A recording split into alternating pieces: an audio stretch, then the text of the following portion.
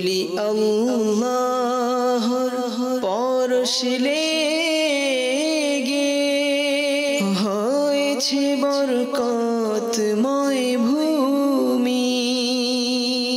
এক বুজুর্গ সম্পর্কে এবং রওজায়ে আকদাসে যখন তিনি সালাম পেশ করেন, আসসালামু আলাইকা ইয়া রাসূলুল্লাহ, যতগুলো মানুষ রওজায়ে আকদাসের নিকট উপস্থিত ছিলেন সকলেই এই আওয়াজ শুনলেন, ওয়া আলাইকুমুস সালাম ইয়া আবু বকর।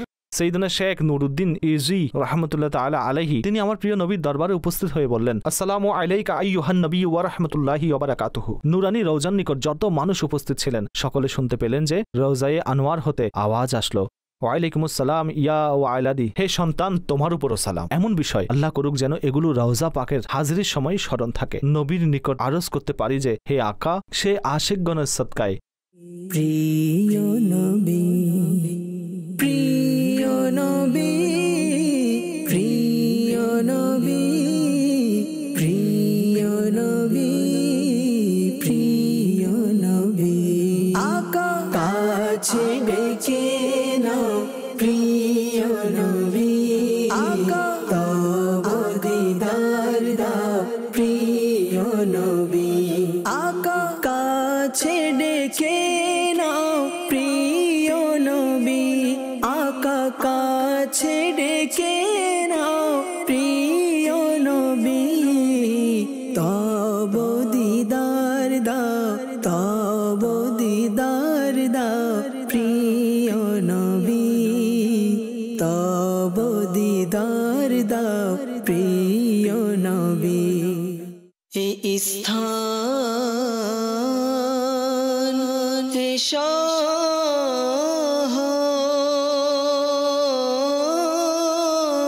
শহর কেন এত দামি,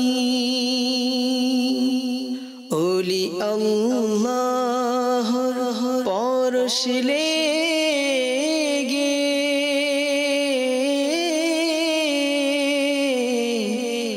হয়েছে বরকতময় ভূমি।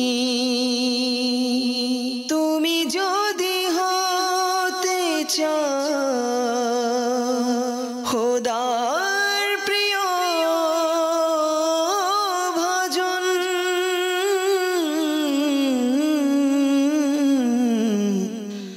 ভালোবাসো তারে যিনি হয়েছে তার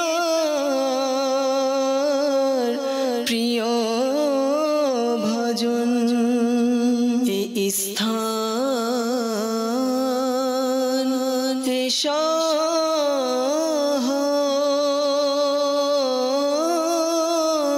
শহর কেন এত দামি, ওলি আল্লাহর পরশ লেগে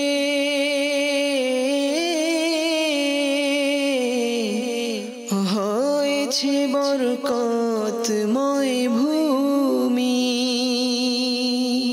তুমি যদি হতে চাও খোদার প্রিয়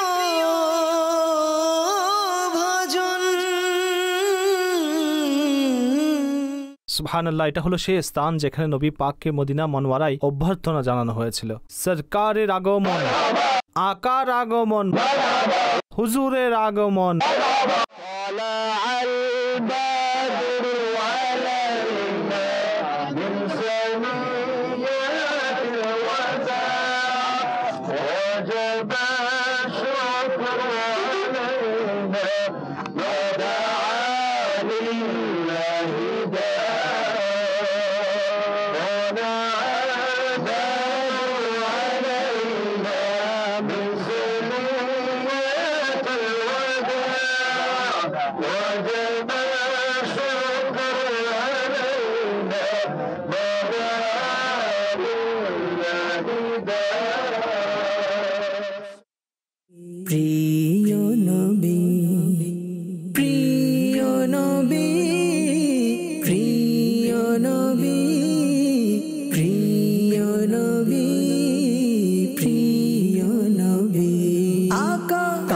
কাছে ডেকে নাও প্রিয় নবী আকা তব দিদার দাও প্রিয় নবী আকা কাছে ডেকে নাও প্রিয় নবী।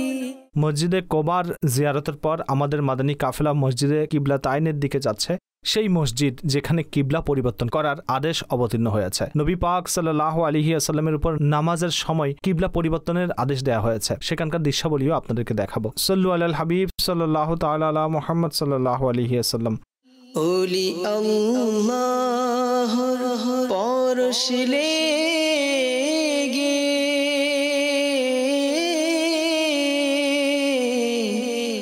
হয়েছে বরকতময় ভূমি,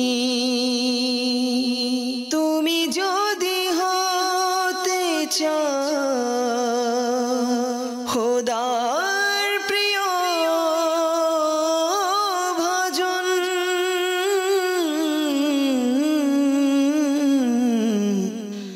ভালোবাসো তারে যিনি হয়েছে তার প্রিয় ভজন। এই স্থান শহর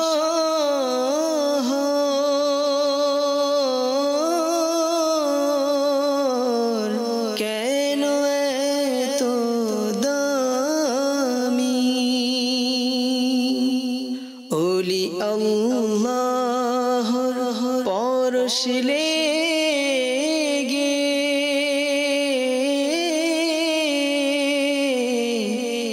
হয়েছে বরকতময় ভূমি, তুমি যদি হতে চাও খোদার প্রিয় ভজন,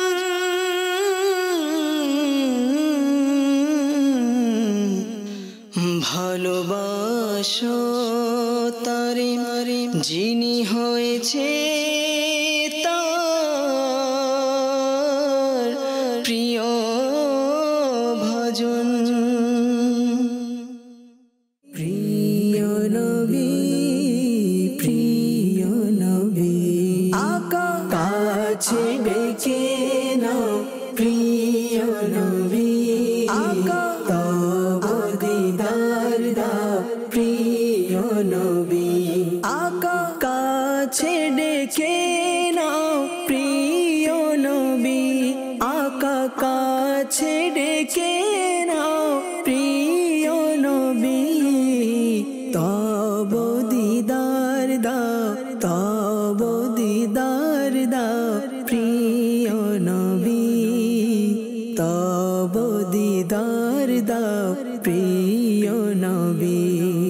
আমার কাছে ডেকে নাও না মদনী মদিনে वाले প্রেমের সুধা পান করাও না মদনী মদিনে वाले, আমায় একটু দিদার দাও না মদনী মদিনে वाले, হৃদয় হয় তোমার ঠিকানা মদনী মদিনে वाले, যখন হবে তোমার দিদার তখন ঈদ হবে আমার, আমার স্বপ্নে শোনা মদনী মদিনে वाले। مولاي صل وسلم دائما أبدا على حبيبك خير الخلق كلهم، مولاي صل وسلم دائما أبدا على حبيبك خير الخلق كلهم। পানাহার ত্যাগ করেন না, অফিস বাদ দেন না, যারা 5 ওয়াক্ত নামাজি তাদের নামাজও বাদ যায় না। দেখুন মাশাআল্লাহ, যারা একনিষ্ঠ নামাজি তাদের নামাজ বাদ যাওয়া অসম্ভব। যারা জোরপূর্বক নামাজ পড়ে তাদের অনেক বাহানা, মাথায় ব্যথা, পেটে ব্যথা, সফরে রয়েছি। মাশাআল্লাহ, যারা নামাজ পড়েন তারা ট্রেনেও নামাজ বাদ দেন না, জাহাজেও নামাজ বাদ দেন না। শীতকালেও নামাজ বাদ পড়ে না এবং গরমের সময়ও নামাজ বাদ দেন না। যদি না পড়েন তবে অস্থির হয়ে যায়। অনেক নামাজি রয়েছে, কেউ যদি এখনো পর্যন্ত জোহর না পড়ে থাকেন তখন কিছুক্ষণ পর ঘড়ি দেখতে থাকেন, লেট করে নামাজ পড়তে হবে কিনা, এভাবে অস্থিরতা। রিকল, এটা কেন হলো? আপনি নামাজকে নিজের জীবনের রুটিনের গুরুত্বপূর্ণ অংশের মধ্যে অন্তর্ভুক্ত করে নিয়েছেন, তাই আপনি আর নামাজ বাদ দিবেন না। আমরা এভাবে দরুদকে অন্তর্ভুক্ত করিনি।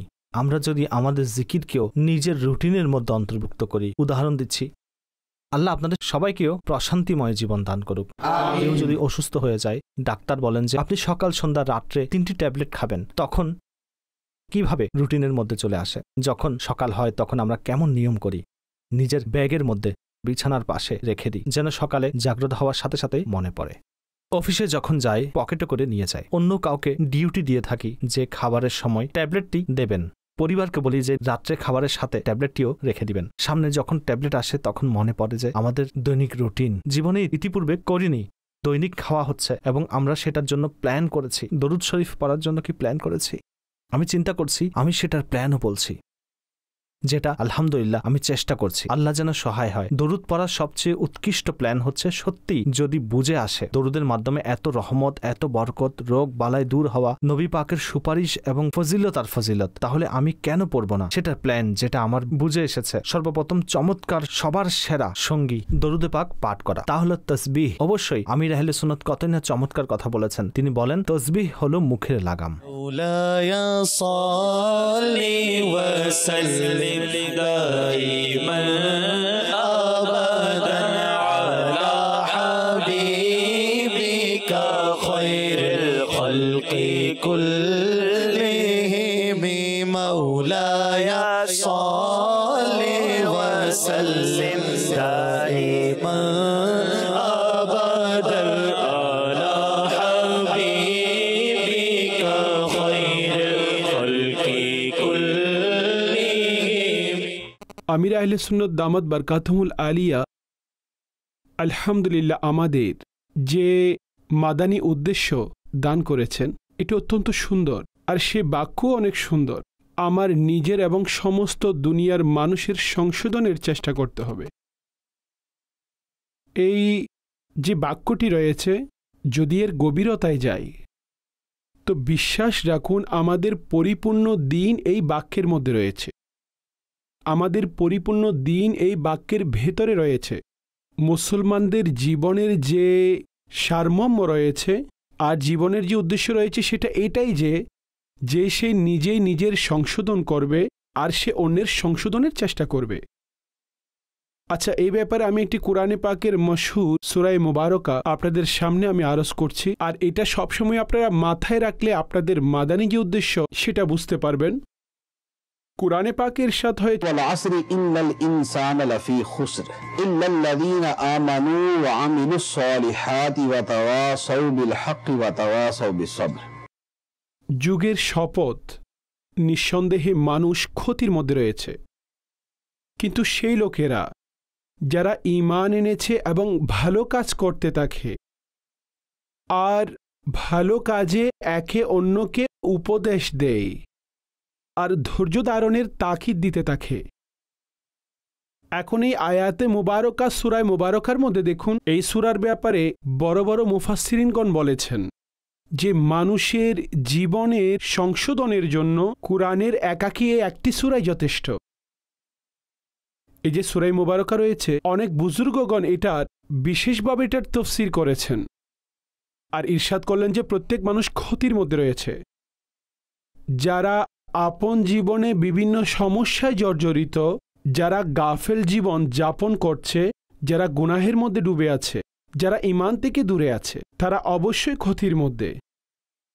কিন্তু এই ক্ষতি থেকে যারা বেঁচে থাকেন, সফলকাম কারা হন? ইরশাদ করলেন যারা ঈমানদার এবং ভালো আমলকারী। এই ঈমান এবং ভালো কাজ এটা নিজের জন্য সংশোধন। আমাদের আকীদা সংশোধিত হলে আমাদের ঈমান পরিপূর্ণ হয়। আমরা গুনাহ ছেড়ে দিয়ে নেকির দিকে আসলে তো আমরা আমলে সালেহার অনুসারী হয়ে যাই। এটা নিজের জন্য সংশোধন। ওয়া তাওয়াসাউ বিল হক, আর একে অন্যকে হকের বিষয়ে উপদেশ দেওয়া। হক কি? কুরআন, হাদিস, দ্বীন, ইসলাম, শরীয়ত।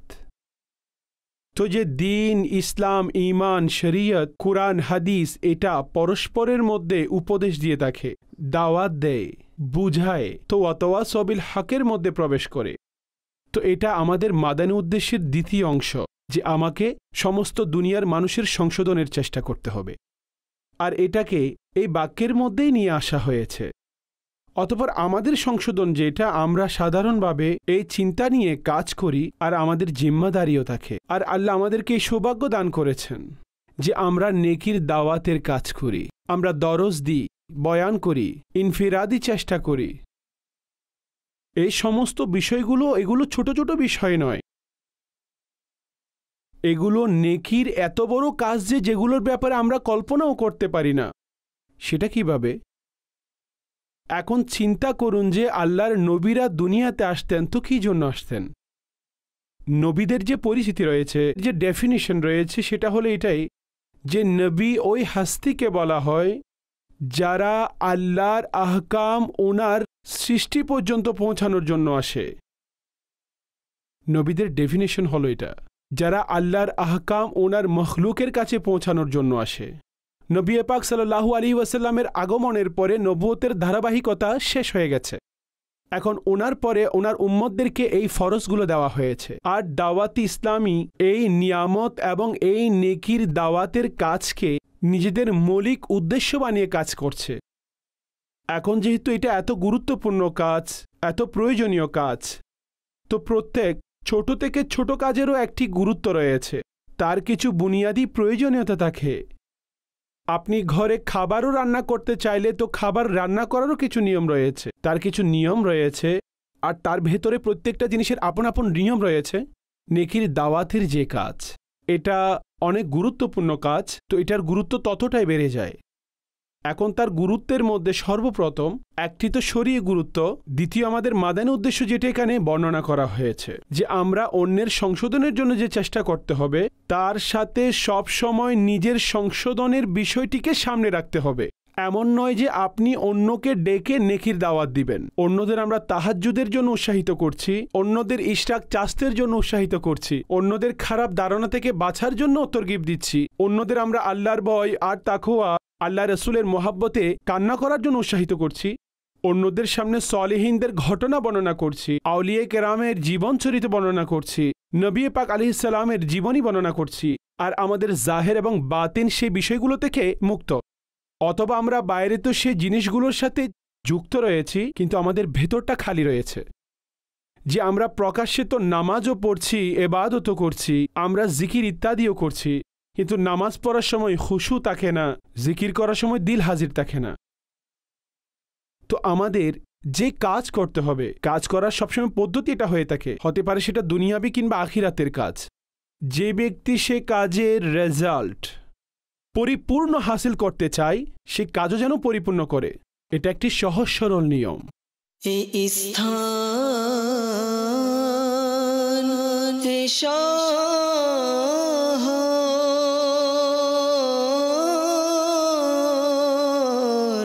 কেন এত দামি, ওলি আল্লাহর পরশ লেগে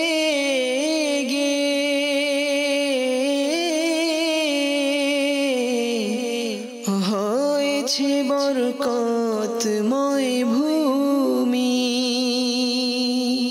তুমি যদি হতে চাও খোদার প্রিয়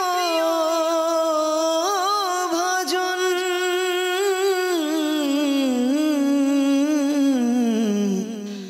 ভালোবাসো তারে যিনি হয়েছে তার প্রিয় ভজন। এই স্থান শহর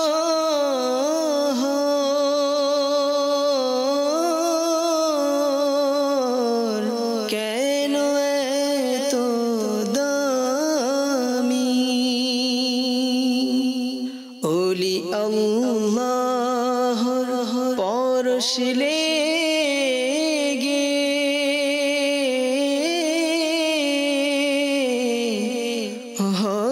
হয়েছে বরকতময় ভূমি। তুমি যদি হতে চাও খোদার প্রিয় ভজন,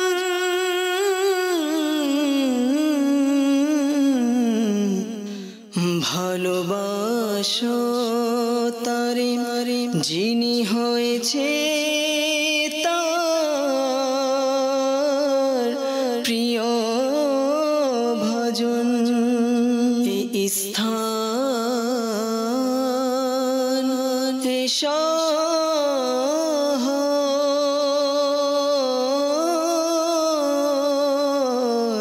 কেন এত দামি?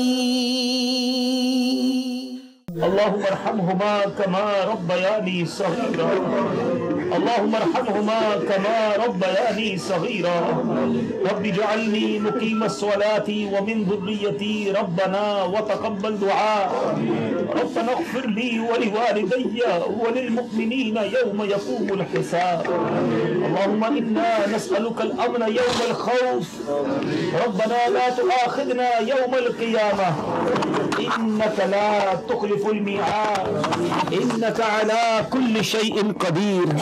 হে রব্বে করিম, আমাদের সবাইকে ক্ষমা করে দাও, আমাদের সবার গুনাহ ক্ষমা করে দাও, আমাদের মা বাবাকে ক্ষমা করে দাও, আমাদের মাতা পিতার গুনাহ ক্ষমা করে দাও।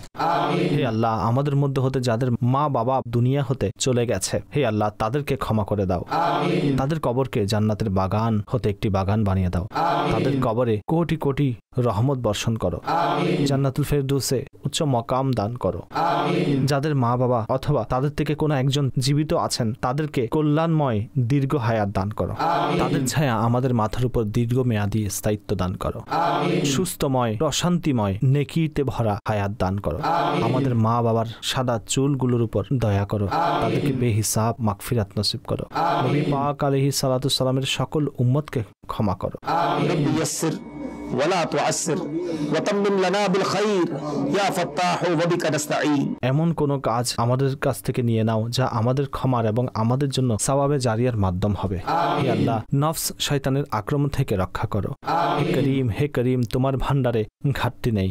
হে আল্লাহ, আমাদের সবার হাজিরি কবুল করো, এই অনুগ্রহ চালু রাখো, আমাদের এই আগমন যেন শেষ আগমন না হয়। বারংবার বছরে কয়েকবার নবী পাক সাল্লাল্লাহু আলাইহি ওয়াসাল্লামের দরবারে হাজিরি দেওয়ার তৌফিক আমাদেরকে নসিব করো।